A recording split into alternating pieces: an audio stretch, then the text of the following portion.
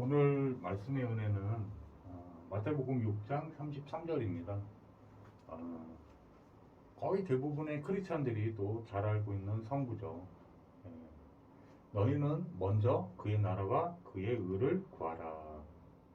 그리하면 이 모든 것을 더하시겠다고 말씀하십니다. 이 성경 구절의 앞뒤 정황은 하나님 자녀들이 너무 육신적인 것만 구하는 거예요. 구한다는 말은 기도하고 있는 거죠. 그래도 기도 안 하는 것보다는 기도하는 게 난데, 저는 이제 복음을 조금씩 이렇게 더 알게 되고 하나님 은혜로 그리스도의 비밀을 누리게 되다 보니까 기도도 크게 나누면 성경에서는 진짜 예수 그리스도를 믿어서 누려지는 기도가 있고, 불신앙을 고백하는 단순한 그냥 후회나 탄식에 불과한 그런 기도들을 우리가 많이 해왔구나, 이런 게 좀 보이더라고요. 자, 근데 이 성구는 우리에게 하루를 살아가는데 그 하나님을 누리는 방법을 굉장히 정확하게 주신 말씀이라고 묵상이 되더라고요. 그래서 이제 하나님 구원받은 자녀한테 이 메시지를 주신 거잖아요. 불신자들은 그냥 먹고 사는 거, 이제 뭐 무엇을 입을까, 무엇을 먹을까, 내일에 대한 염려 때문에 이렇게 의식주에 그 육신적인 것에 매여서 살아가는 모습들을 보이는 거죠. 그러니까 하나님 자녀인 너희들이 똑같이 그렇게 불신자처럼 하나님 없는 사람들처럼 그렇게 살아가면 안 된다라고 말씀을 주시는 거예요. 그러면 영적 그 우선순위가, 하나님 보실 때는 우리가 구원받은 자녀들이니까 영적 존재거든요. 그러니까 이제 이 지금 복음을 받은 다음에 그 생활하는 원리, 우리가 살아가는 그 원리가 우선순위가 있다는 거예요.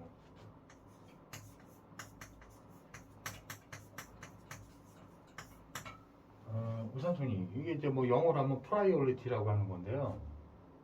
이게 얼마나 중요하면 강조가 되어져 있거든요, 이 말씀 구절이. 가장 너희가 먼저 그랬는데 이게 지금 강조된 어법이란 말이에요. 그 우선순위가 무슨 일을 하든 성경에서도 말이나 일에나 다 예수의 이름으로 하고 이런 겁니다. 이게 우선순위가 있다는 거죠. 그 이유가 있습니다. 이게 이렇게 해야 되는 거야, 뭐 율법적인 그런 게 아니고요. 절대적인 언약이 말씀에서 영적 세계가 그렇게 되어져야만 하나님 자녀에게 복주시키로 한 그것들이 실제 삶 가운데 나타난다는 거죠. 지금도 그 말을 하고 있는 겁니다. 육신적인 거를 주지 않으시겠다. 하나님이 영이시니 영만 주겠다라고 하는 게 아니고요. 그 영적 상태와 그 우선순위가, 근데 그 영적 루틴화가 잘 이렇게 되어져 있으면 그거는 당연하게 그냥 다 오는 축복이라는 거예요. 그 우선순위가 어떻게 되어 있습니까? 우선순위가 이게 어떻게 보면 다라고 할 수 있을 만큼 중요한 건데요. 그의 의입니다. 자, 그의 의는 뭘까요? 하나님의 의는 뭘까요? 인간은 인간의 의로움을 가지고 있거든요. 공로, 공적, 공력, 이런 게 있단 말이에요. 근데 하나님의 공력이 하나 나타났어요. 그 공력이 의로움인데, 하나님이 가장 의로우신 뭘까요? 인간을 향한 하나님의 가장 위대하신, 의로우신, 그는 그리스도입니다. 성경은 요한복음 5장 39절에 말씀하신 것처럼 모든 이 기록된 성경이 그리스도를 증언하려고 만들어져 있는 거예요. 성경이 그래서 66권이 구약과 신약으로 약속되어 있는 겁니다. 옛날에 한 약속, 새로운 약속. 그 무슨 약속을 한 거냐? 그리스도를 약속한 거예요. 근데 그 그리스도가 마태복음 1장 21절에 보니까 탄생하셨죠. 그래서 그 이름의 비밀에 그리스도를 감춰놨어요. 이름에. 구약 때만이 아닙니다. 지금도 우리의 이름, 한국 사람이어도 이름에 어떤 좋은 의미를 담아서 이름을 지어줘요. 아이가 탄생하면. 이 천사가 그 수태고지라는 걸 하게 됐죠. 그래서 그 요셉과 마리아에게 편연해서 일러줍니다. 아들을 낳으리니 이름을 예수라 하라. 이는 그가 자기 백성의 그들의 죄에서 구원하실 자 이심이니라. 그리스도 탄생하실 거 언약이 성취되는 걸 고지해 줍니다.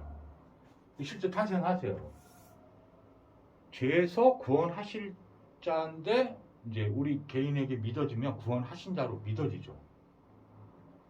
그의 의가 성취된 겁니다. 그 그리스도가 누구냐가 그래서 굉장히 중요하게 되는 거죠. 그 의가 현현돼서 실제로 나타나는 것은 우리가 하나님 한다고 해서 하나님이 그 하나님이 아닐 수 있다는 거예요. 그 하나님은 아주 구체적인 이름을 갖고 계시고 그 이름을 부를 때에 하나님께서 실체를 살아계신 하나님으로 나타내시며 역사하시는 거예요. 그 이름이 바로 예수님입니다. 이 이름은 거룩하신 하나님의 이름이에요. 그 증거가 뭐냐? 그 천사가 수태고지 할 때 마태복음 1장 23절을 같이 주십니다. 동정녀 마리아에게서 나는 그 이사야서 7장 14절의 언약이 약 예수님이 그리 탄생하시기 한 400여 년 전에 이사야라는 선지자를 통해 가지고 예언하십니다. 근데 그 이름이 임마누엘이라고 하리라라고 이미 400년 전에 언약 약속 주셨는데 예언을 해주셨는데 이 임마누엘 뜻이 인간과 가장 가까운 하나님 하나님 이런 뜻이에요. 임마누엘은 장소적으로만 가까운 게 아니라 그 신분적으로 관계적으로 굉장히 가까운 관계, 더 이상 가까워질 수 없는 관계로 우리 안에 들어오신 겁니다. 그럴 때 하나님의 이름이 임마누엘이에요. 그건 예수님의 또 다른 이름입니다. 제 얘기 이해 가시죠?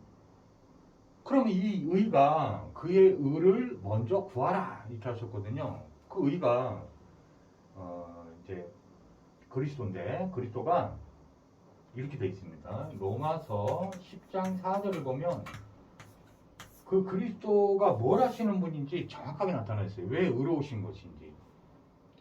이거 정확하게 천천히 음미해 보시면요. 그리스도는 모든 믿는 자에게 그리스도가 모든 믿는 자에게 우리가 구하는 거죠. 믿는 자들이. 구하는데 그의 의를 이루시기 위해 뭐라고 나오냐면 율법의 마침이 되시니라.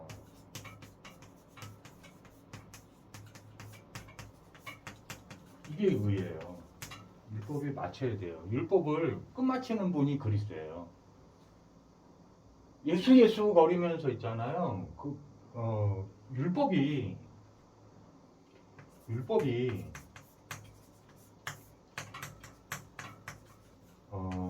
뭔지를 좀 어느 정도는 알아야 된다고 생각이 들어요. 율법을 알면 예수를 알게 되고요. 예수께 길 안내를 해주는 초등학교 선생이다. 이렇게 성경은 말하고 있거든요. 그 원어 우리나라 번역본 들어올 때는 몽학 선생이라 되는데 초등학교 선생님 정도를 이제 몽학 선생이라고 불러요. 이는 우리가 죄인임을 떼잡게 하는 기능이 있어요. 율법은 하나님의 법이에요. 하나님의 법은 두 종류로 되어 있습니다. 하나는 율법이고요. 또 하나는 성령의 법이에요. 율법은 죽이는 법이고요. 죄와 사망의 법. 로마서 8장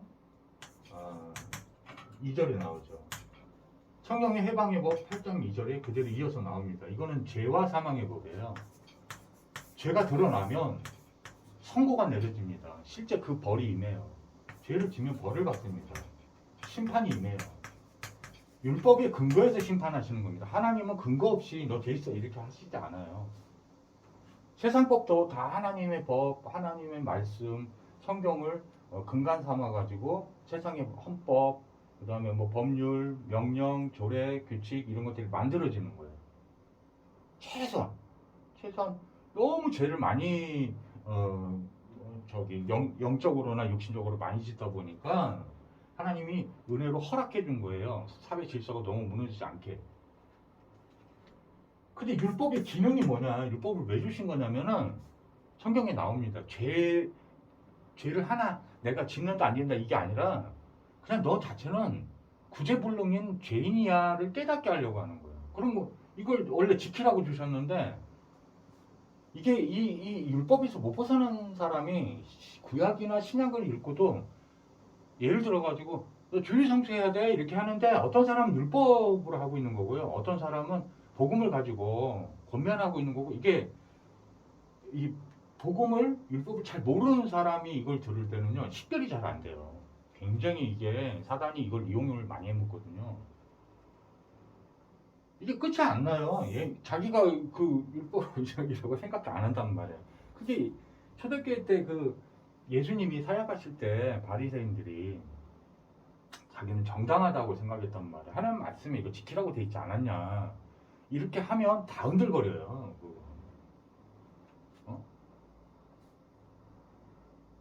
다 거룩한데 복음은 주일 성수를 부정하거나 그런 게 아니에요. 주일 예배뿐만이 아니라 모든 예배가 24시간 완전한 예배가 예수가 주인이시요 그리스도다 이렇게 하면요 그 예배 주인이 예수님이에요. 예배의 그리스도가 구원자가 예배에 대한 그 그리스도 그 예배 문제를 완전히 해결하신 분이 바로 그리스도예요. 이게 복음 참 깨달아 이게 은혜인 것 같아요. 정말 은혜 중에 은혜인 것 같아요.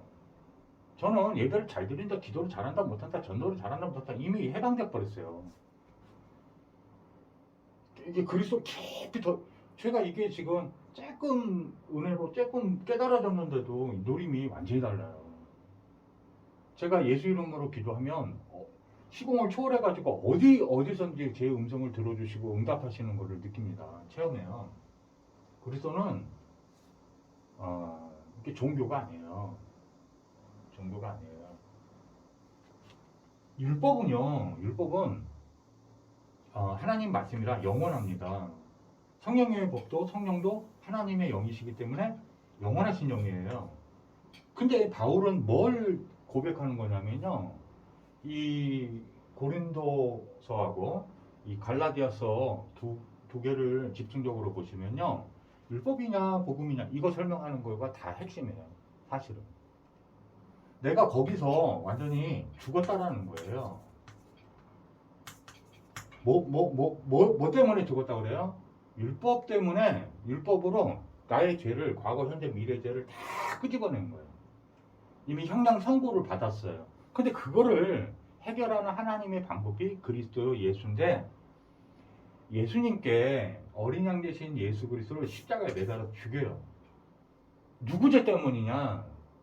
우리의 죄를 율법이라는 이 법전에 있는 내가 심신과 영혼을 골수를 찔러 쪼개는 그런 하나님의 거룩하신 말씀이 나의 연약함과 거룩하지 못했던 거, 흠 있는 것들 다 찾아냅니다. 그래서 그 어린 양 예수 그리스도께 다 책임져요. 그래가지고는 이 죄의 벌, 저주, 재앙, 그 지옥 권세까지 전부 다 사망의 권세까지 전부 다 예수님께 다 짊어지게 합니다. 이거를 정가의식이라고 하는데요. 이 희생 제물이 되는 거예요. 하나님께 드려지는. 죄값을 치러야 돼요. 누군가가. 죄의 삭은 사망이요 그랬거든요. 죄값을 치러야 돼요. 예수님이 우리가 받아야 될 그 벌을 남김없이 하나도 남김없이 다 받으신 사건이란 말이에요. 요한복음 19장 30절. 이게 다 이뤘다예요. 이게 뭐가 다 이루어진 거냐? 율법의 요구는 죄가 있으면 죽으라는 거예요. 죄값을 치르라는 겁니다. 그걸 치른 거예요. 율법이 그러면 딱 끝나요. 마침이 일어나요. 마침이. 그래서 나에 대해서나 타인에 대해서 율법 정죄가 딱 끊어집니다. 한번 우리가 예수 그리스도를 믿고 이렇게 사람을 판단 정죄 할 때가 있어요. 그걸 말하는 게 아니에요. 이 지속성을 말하는 건데요. 죄의 지속성을 말하는 건데, 그 아담과 하와가 선악과를 따먹잖아요. 선과 악을 알게 하는 그 따먹은 증거로 우리가 판단 정죄를 계속하는 거거든요. 저거 옳아, 저거 옳지 않아. 이 끊임없습니다. 그게 맞는 말이기 때문에 율법에 근거하면 그 조항들이 다 있단 말이에요. 이 율법을 원어로 하면 노모스라고 해요. 노모스. 노모스가 바로 율법이라는 뜻을 갖고 있어요. 이 율법을 뭐라고 하냐면요, 계명이라고 부릅니다. 이거 한자의 어원이 하나님의 말씀, 지켜야 될 도리와 하나님의 명령 이런 뜻이에요.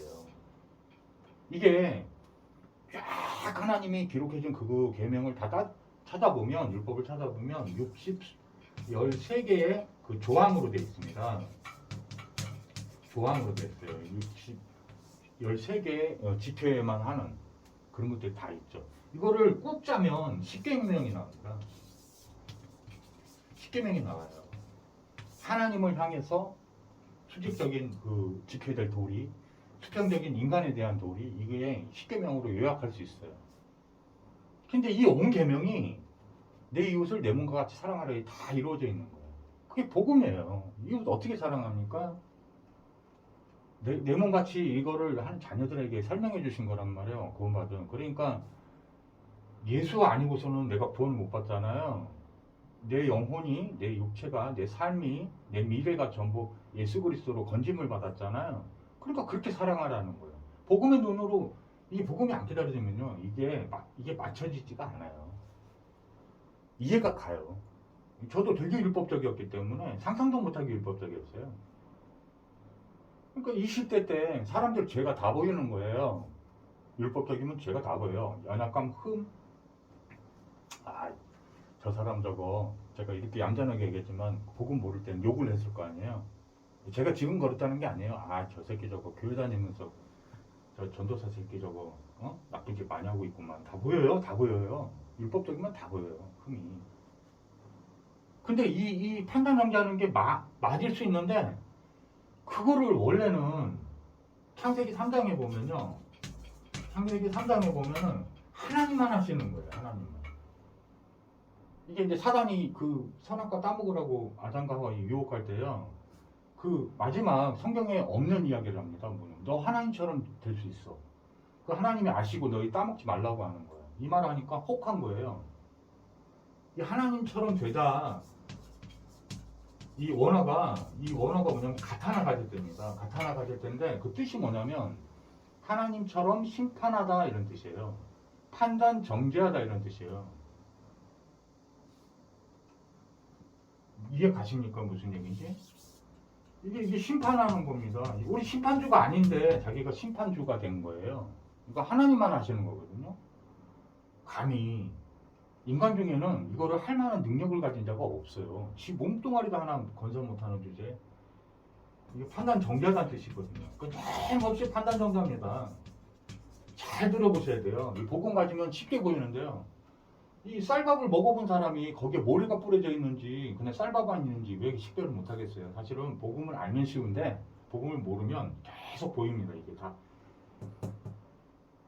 이게 바리새인이 여기 빠진 거란 말이에요. 되게 옳은 말을 한단 말이에요. 그 있는 말을, 사실적인 말을 한단 말이에요. 그러니까 성경에도 여기 구절이 있지 않냐 이러면 그대로 있어요. 근데 율법이에요. 그 근원은 율법인 증거 하나 또 말씀드릴게요. 이렇게 됐는데 하나님처럼 되다의 의미가 이것만 있는 게 아니라 두 번째가 또 하나 있어요. 뭐냐면 네가 주인이라는 거예요. 신앙생활 여러 번 주인이다? 그러면 복음 못 깨달은 거예요. 예수님이 주인이라니까요. 예수님이 직접 자기가 희생제물이 돼서 완전한 예배를 드려주신 걸 믿는 거라니까요. 여러분 예배는요, 예수 그리스도를 완전하게 느끼지 못하면, 완전함을 믿지 않으면 불완전한 그리스도 믿고 있는 건데, 자기가 주인 되는 거예요. 신앙생활 자기가 하는 것처럼 막 아주 교묘하게 사단이 속에, 이게 창세기 3장이 인간한테 했던 거예요. 지금도 유럽 교회, 그 미국 교회 왜 다 망한 겁니까? 주인 바꿔놓은 거예요. 복음을 변개시켜 버린 거예요. 이게 아닌데. 우리가 주인입니까? 우리 육체도 우리 주인이 아니에요. 우리가 아닙니다. 그 증거 문자를 여러분이 영혼이 천국이나 지옥으로 떠나면 육체를 여기 남겨놓고 가는 거예요. 왜? 내 거면 갖고 가죠. 주인이 따로 있다니까요. 흙으로 지었다니까 하나님이 성경에. 그 흙으로 돌아간다고 성경이 약속돼 있고 예언돼 있는 거예요. 그 흙으로 가는 거예요. 과학자들 밝힌 거잖아요. 이게 오시알페 뭐 그 성분이 있죠. 지구 그 흙의 성분하고 인간 몸의 흙의 성분하고 일치율이 어마어마해요. 주요 성분이 지각을 이루는 성분이라고 해가지고 팔자원소 있잖아요. 그걸 그대로 갖고 있단 말이에요. 그러니까 사람이 흙에 동화돼 버려요. 영혼이 떠나고 나면 부패해요. 3일 만에 다 썩기 시작합니다. 이제 주인은요, 참된 주인은 창조하신 분 거예요. 창조주 하나님이에요. 절대 주권자예요. 절대 소유자예요. 그래야 자기가 진짜 주인인 거예요. 근데 인간이 자기가 주인인 것처럼 신앙생활도 자기가 주인인 것처럼 그게 종교예요. 종교. 다른 종교를 해도 이 가운데 놓여 있다고 성경은 말하고 있다니까요. 하나님이 이거 근거대로 심판하신다니까요. 자의적으로 하시지 않으세요. 자의적으로 해도 오르신데 자기가 그리스도예요. 그래서 신앙생활 자기가 해결해야 돼. 그리스도가 모든 문제 해결자거든요. 그래서 이 말씀이 가장 먼저 해야 될 게 뭐냐면 그의 나라를 구하는 거예요. 그의 의를 구하는 거예요. 그가 그리스도예요. 그 그리스도가 누구냐는 거예요. 성경은 예수님입니다. 예수님이 이 그리스도만 불러서 사실 안 되고요. 그 그리스도가 누구냐 바르게 믿어야 되는데 성경대로 믿으니까 마태복음 1장 21절을 그 이름을 부르니까 그가 나타나심으로 반드시 역사하게 약속한 게 바로 성경책이란 말이에요. 그러니까 그리스도로 역사하시는 거예요. 그러니까 뭐가 나타나냐면요. 뭐가 나타나냐면요. 그의 나라가 나타나요. 그의 나라 구하라고 그랬죠. 이 그의 나라는 막연한 게 아니에요. 하나님의 나라, 하나님 나라. 그게 아니고 성경에서 말하는 하나님 나라는 그의 의로우신 이름 예수가 나타나면요. 반드시 살아계심과 역사하심 두 가지가 반드시 나타납니다. 반드시. 이름대로 믿으면. 예수를 뭐라고 우리가 부르냐는 거예요. 그의 의를 구하는 거잖아요. 그러면 뭐가 일어난다고요? 의를 이루시기 위해서 율법이 마침이 되는 거예요. 율법 아래에 있으면 저주 아래에 있는 자라 그랬단 말이에요. 여기서 해방시켜버린 거예요. 이 법은 영원해요. 우리는 이 법대로 이제는 사는 게 아니라 성령의 법대로 사는 거예요. 성령의 법은 살리는 법이요, 죄사함의 법이요, 영생의 법이요, 하나님의 창조의 믿음으로 말미암아 모든 축복을 주시는 그리스도 언약의 핵심이란 말이에요. 그가 역사하셔서 그리스도를 하시는 영역이 나타나는 그게 바로 그의 나라예요. 그리스도의 나라예요. 예수님의 나라예요. 이게 실제로 나타난다는 거예요. 그는 참빛대세요. 요한복음 1장 9절에. 이걸 먼저 누리라고 하냐면 여러분이 학교에 가든지 친구를 만나든지 직장 생활을 하든지 사업체에 가든지 여러분이 대표이사로 있든지 그 어느 곳에 있어도 이게 항상 영적 체계가 창세기 1장 2절 유다서 1장 6절을 보면요. 흑암, 혼돈, 공허가 나타나요. 반드시 나타납니다. 반드시 있어요. 사람 사는 곳에는 항상 있습니다. 성경은 이걸 밝히고 있는 거예요. 늘 여러분 어두운 생각에 잡히고 죄 짓는 생각에 빠져 있으니까 여러분 노력으로 절대 해결되지 않습니다. 사단은 너가 죄 없애려는 거예요.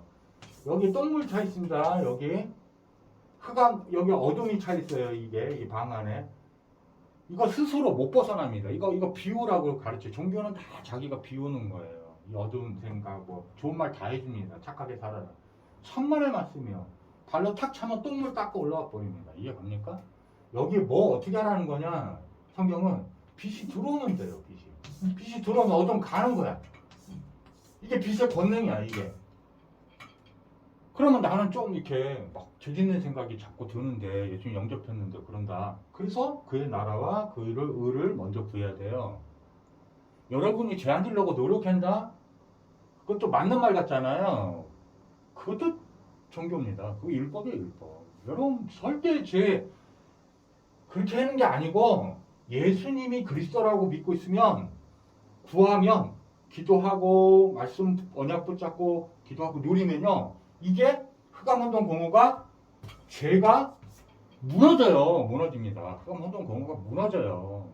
참비시라니까요. 살아계신 생명의 주 되신다니까요. 혼돈이 뭐냐? 영적 막 무질서가 막 와요. 예? 육신적으로도 막 문제까지 더 올 수가 있어요. 그러면은 뭐를 해야 될지 몰라.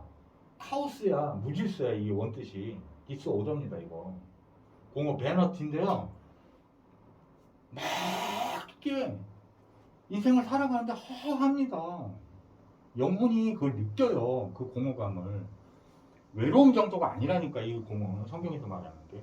채워질 수 없는 거를 말하는 거예요. 오직 참빛으로만 채워지는 거를 비어있는 상태를 공허라 부르는 거예요. 이게 여러분 인간에게 확 덮여버립니다. 그냥. 예? 그래서 이걸 먼저 구하라는 거예요. 이게 무너져야지 여러분의 학업이나 뭐 그 공부를 잘했다 못했다 돈을 벌었다 못 벌었다가 아니라 가장 행복한 상태가 누려지는 영역이 나타납니다. 그게 하나님 나라예요. 하나님 주권이 미치는 거. 주권이 뭡니까? 주인된 권세잖아요. 그래서 이 프라이어리티를 우선순위를 먼저 잡고 누리라고 하는 거는 하나님 자녀에게 최고의 축복을 주신 거예요. 권세를 사용하라 이거하고 같은 말이에요. 예수 이름을 누려라 이거하고 같은 거. 실제 권세를 사용해라. 이거 아니고서 어떻게 정복됩니까? 안 됩니다. 인간의 노력으로 되는 거는 뭐 사단의 자녀는 그렇게 될지 모르지만 사단이 가만히 있지 않아요. 절대 여러분 이거 아니고서는 여러분 돈을 좀 벌었다 더 크게 망합니다. 그리고 망한다는 게 영육 간에 완전히 이상한 길 가요. 그래서 이게 사도행전 그거하고 얼마나 똑같은지 몰라요. 사도행전 1장 1절에 보면 그리스도 언약이에요. 십자가에 다 이뤘다. 여기서 완전히 결론 나야 되는 거예요. 1장 3절 그러면 누려져요. 그리스도를 누린 거잖아요. 그리스도가 누굽니까? 예수라고 하나님의 의를 설명하고 있잖아요. 하나님 나라 그러면 임한다. 하나님 나라에서는 이런 일이 있다. 하나님 나라하고 하나님 나라의 일 이건 조금 다른데요. 거기서 나타나는 일이 뭐예요? 예수님이 그리스도 하시는 일입니다. 이게 나타나기 시작하면 뭐가 된다고요? 1장 8절 나타나는데 예수님의 증인이 된다니까. 내 증인이 되리라. 네. 그렇게 말씀하신 분이 누구예요? 직접 말씀하신 분이 예수님이잖아요. 예수님이 친히 내 증인이 되리라 그랬는데 뭐의 증인이에요? 예수님이 그리스도인 증인이에요. 땅끝까지요. 이게 누림으로 나타나요. 왜? 선포를 막 예수 이름을 해버린다. 빛이 막 그냥 직접 나가게. 그러니까 이게 다 무너지는 거예요. 이렇게 성경적으로 복음적으로 마태복음 6장 33절대로 이렇게 나타나야 가장 정상적인 축복이에요. 이걸 주시고 싶어 하시는 거예요. 육신적인 거 구하지도 마세요. 염려 걱정이에요. 그거는 불신앙입니다. 염려 걱정은 성경에서 말하기를 최고로 누려서 세계복음화까지 이 누림 가지고 예수 이름 가지고 정복하시기를 주의해서 축복합니다. 네, 기도하고 마치겠습니다. 하나님 아버지 너무 감사합니다. 우리가 일상생활에서 가장 우선순위를 이렇게 주신 이유가 축복을 완전한 축복을 영적 축복을 예수 이름을 통한 그리스도를 통한 축복을 주시려고 주신 줄 믿습니다. 이것을 최고로 누리는 우리 하나님의 자녀들 되게 전도자들 되게 주님 축복하여 주옵소서. 이들의 현장의 역사는 더러운 흑암 저주에 살아가는 예수 그리스도를 명하는 이 다 떠나갈지어다. 불신앙아 떠나갈지어다. 예수 이름으로 축복하게 되려나이다. 아멘. 감사합니다. 다음에 또 봬요.